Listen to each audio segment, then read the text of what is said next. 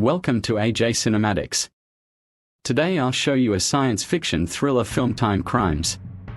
Spoiler ahead, watch out and take care. Before beginning the video, subscribe to our channel. The movie begins with a middle-aged individual named Hector traveling his way home under the sunny sky. Not long after he finally arrives at their house, bothered by the things accidentally messed up on the nearby road. With all the boxes spread out, he immediately seeks and calls out for his wife Presence. However, the wife does not hear anything in the garden until Hector arrives with a new table and a plastic bag of fertilizer. They greet each other with a tongue massage before Hector climbs upstairs. Then Hector closes his window and lies on his bed for a perfect rest. Unfortunately, he has difficulty sleeping, so he opens his window again and glances at the scenery outside. Not only that, he grabs a binocular for a clear view of any objects from afar until the telephone unexpectedly rings. Without delay, Hector answers the telephone by asking the caller's name but hears nothing. He attempts to call it again but gets prompted to voicemail. He leaves a message that the sent number is calling them and would love to know why. Shortly his wife arrives, which shocks Hector to drop the telephone under their sofa. She asked Hector about the color's details and believes it could be just a neighbor or a worker.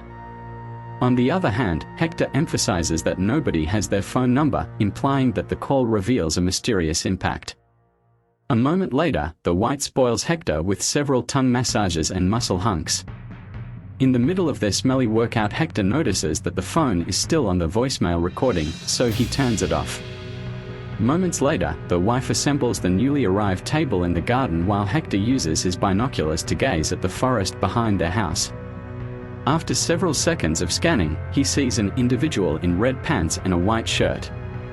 Curious, the wife also attempts to check but witnesses nothing. Puzzled by the unknown scenery, Hector utilizes his binoculars again from afar, only to see a pretty girl nicknamed Beauty standing in the forest. Beauty slowly removes her shirt, uncovering her small but still beautiful hormone mountains for a perfect view.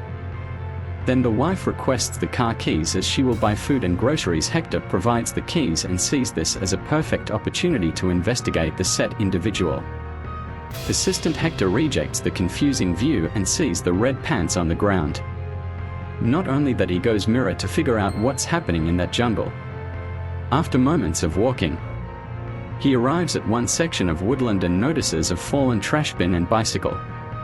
He feeds his curiosity by wandering the forest-type area until seeing a girl's feet. He goes near only to see Beauty naked and unconscious. He attempts to throw a stick that only lands at the red pants. With all the enigmatic events, he decides to throw one more that hits Beauty's hands. Alarmingly, the naked Beauty remains unconscious, which triggers Hector to go closer. Hector slowly walks and stares at Beauty's sexy but smelly body. The moment he sits down closer, a horrifying circumstance arrives. Hector's aunt gets stabbed by an unknown man, causing him to flee his stinky ass immediately from that place. Afraid of terrible danger, Hector briskly runs in the middle of the forest and hides under the tree. Seconds pass. Hector tries to sneak a peek using his binoculars, which enables him to witness an individual holding a bloody scissor. When Hector moves his binoculars upward, he spots a man whose head gets filled with bandages. A shocking tension arises when the bandaged man looks at him as if holding an invisible binocular. Unhesitatingly, Hector runs for his shitty life and recognizes a metal fence. He undoubtedly climbs the barrier, which collapses and causes him to be unconscious for seconds. Fleeing from the mysterious chaos, he finally sees a nearby building which has a chance to ask for help. Hector knocks and screams for help, but hears no response. Desperate for his life, he picks his stone, breaks the window and enters the place with no one inside. He roams the mansions and recognizes a white paper with some strange signs on. Next, he opens one door that leads him to a laboratory. Afterward, he treats the stab wound on his arm with a wide bandage. He recognizes a walkie-talkie and starts saying hello. Surprisingly, a scientist answers the walkie-talkie, stating the confusion on how a person got into his laboratory. Then Hector begins sharing his story that a bandaged man is chasing him and that he gets stabbed in his arm. While sharing the story, Hector hears thunder that distracts his storytelling. The scientist advises Hector to stay in the laboratory for a moment as he is in another building. Roaming the laboratory, Hector hears the walkie-talkie as if the scientist is talking to someone from another line. He grabs the device and the scientist asks if the man has a bandage on his face. The scientists begin sharing that he sees a bandaged man on the surveillance cameras approaching the building. As the misery draws near, the scientist informs Hector that the bandaged man has jumped the fence and is walking towards the building. Thus, Hector blocks the doors and stressfully suggests escalating the situation to the police officers. Unfortunately, the scientists cannot get an outside line, so he only instructs Hector to stay at the lab. In the meantime, with all the seeming turmoil, the scientist informs Hector to escape the laboratory before the bandaged man's arrival. He directs Hector toward another building by turning on the lights for the path to be seen. Amidst the uncertainty, Hector walks the path for his survival while the scientist guides him via walkie-talkie. Seconds later, the scientist faint-heartedly emphasizes that the bandaged man also sees the path. The agony expands when the scientist's camera gets turned off, ordering Hector to run quickly. Driven by a massive fear, Hector carelessly runs to survive until he trembles near the building. He hears a car which triggers him to stand up and head toward the building. There, the scientist accompanies him, assuring him that Hector will be safe. A little later, Hector notices a sizable mechanical device and its batteries in the laboratory. The scientist releases his controller to show that Hector can hide in the big machine as it can open and close. Seconds pass and a car arrives at the building. The scientist explains that Hector needs to hide now and will operate the machine, but he will follow before it closes. When Hector stares at the window to inspect, the bandaged man appears and shocks him. Running out of time, Hector proceeds to the big machine for survival. As the hatch closes, he notices that the scientist is not going after him. Hector suspects something mysterious, but it's too late as the machine closes, leading him to a bizarre underwater revelation. After a few seconds, Hector exits the machine and gets occupied with many unanswerable questions. He discovers that it is daytime when the sun is still shining. He then confronts the scientist about the puzzling scenario. The scientist seems to know nothing and is unaware of the phenomenon. Intrigued by the enigmatic happening, he uses his binoculars to glance at the side of his house. Surprisingly, he sees himself lifting the table box toward his wife. The scientist also attempts to see, leading them to a thrilling truth. It's then revealed that Hector travels a couple of hours back in time due to the machine where he sees himself in the actual occurrences. Thrilled, Hector wants to go to the police, but the scientist stops him. The scientist states that doing so will complicate the problem as another Hector currently lives there. The scientist acknowledges him now as Hector to unbelievably Hector to sees his original self again, doing the exact thing he did earlier that day. The confusing rhythms continue as Hector too and the scientist tries to solve the puzzle. They proceed to the nearby building and the window glass door is still not broken. Next, the scientist gets his calendar to draw a signal or direction pasted on the wall. It can be surmised that it is the paper that Hector noticed previously on the night of the incident. Soon afterward, Hector too notices a phone which triggers him to dial their phone number. The Hector at home answers the phone, which scares him, dropping the call instead. Hector too then realizes that this is the moment where he receives a call with no response from the caller. The scientist hears the ring in the voicemail and strictly provides a warning. He emphasizes that Hector too should not alter the chain of events and should not stop Hector from getting into the tank. Eager to fix the mess, Hector too grabs a key and drives away from the building. While driving and traveling, he notices a girl named Beauty with red pants and a white shirt. He stares at Beauty riding a Tesla bike down the road with her to heavy Hormone Mountains. Then another red car intentionally bumps his vehicle. The incident leads him to collide with the trees and acquire a bloody car on his head. He removes the bandage on his arm and begins covering his entire face. He then realizes that changing the sequence of events will harm his life. Another surprising truth emerges when Hector too realizes that he now looks like, or to be exact, becomes the bandage man he encountered a while ago. Meanwhile, Beauty approaches Hector too, intending to help and call an ambulance. Then Hector too rises from the car and feels dizzy after the accident. Beauty offers him water and fixes his bandage with a scissor. Since Hector too wants to replicate the same natural events, he stops Beauty from leaving. He also sees a black suit and decides to wear it.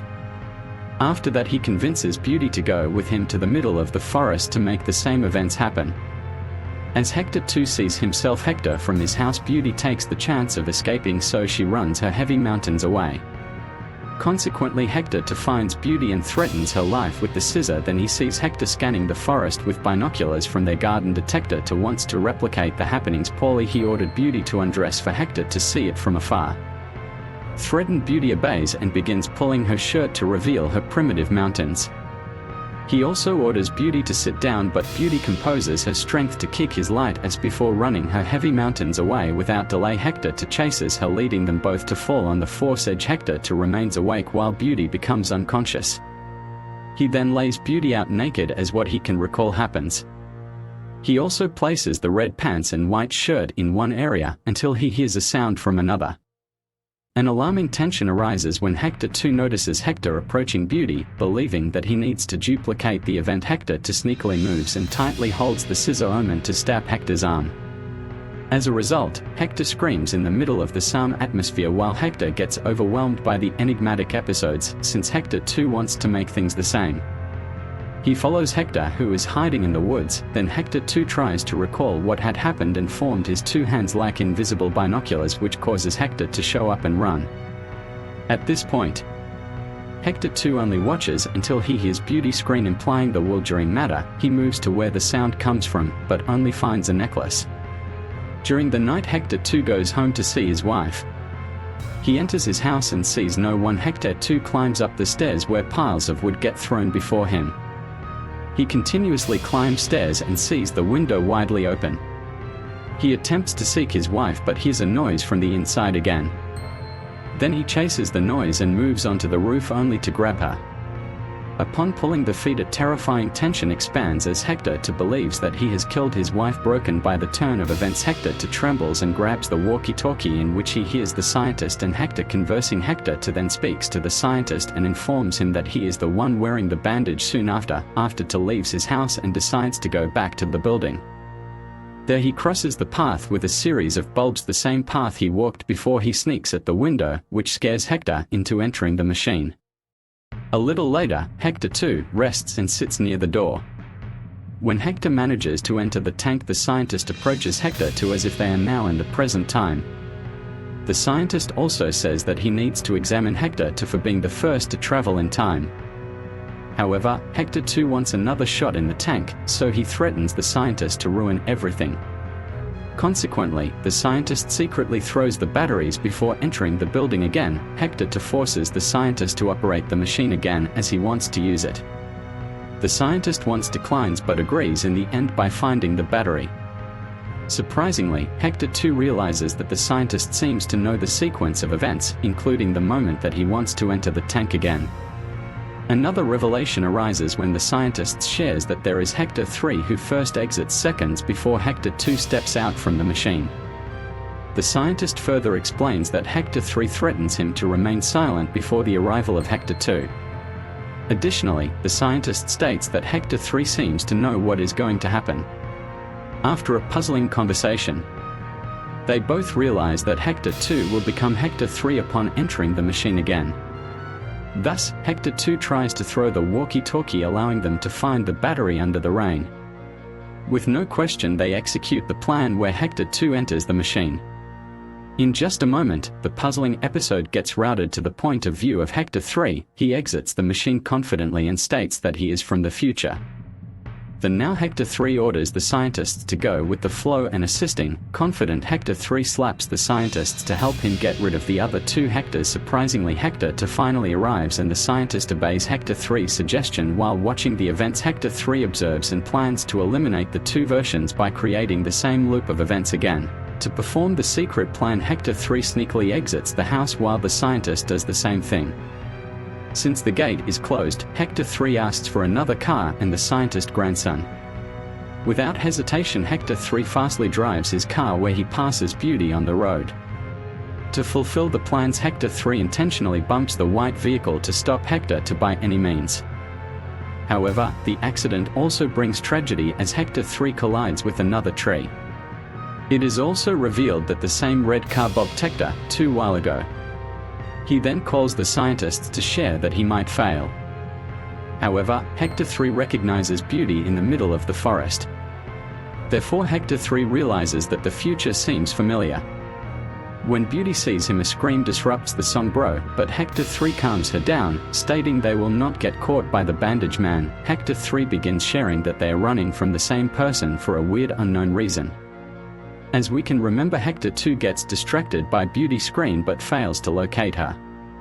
During the night, Beauty helps Hector 3 by accompanying him to a nearby house. Hector 3 is entirely aware that it's their house, so he refuses. However, Beauty selflessly brings Hector 3 for assistance. Inside the house, Hector 3 gets surprised to see his wife. On the other hand, the wife remains silent as she believes intruders are in their home. She also shares that she called the police about the situation. Amidst the conversation, Hector 2 from the outside seems to enter. Hector 3 comps his wife and brings her to the basement for her safety. Afterward, Hector 3 goes back inside trying to replicate the same events. Hector 3 throws a pile of wood on the stairs. He also cuts Beauty's hair and dresses her in a red coat to disguise Hector. Beauty obeys out of fear while Hector 3 gives her directions to run upstairs to the attic. This way Hector 3 can save the wife for Beauty's tragedy. The movie ends with Hector 3 sitting on his lawn with his wife, ignoring the sounds of tragedy in their house. Meanwhile, Hector 2 accidentally kills Beauty and will return to the lab. At the present time, Hector 3 is able to alter the history and will soon eliminate the old duplicate of himself created by the time machine. Indeed, the movie depicts the desperation to alter Liv's phases in a paradoxical manner called TimeCrimes. For more videos, subscribe to HNomatics.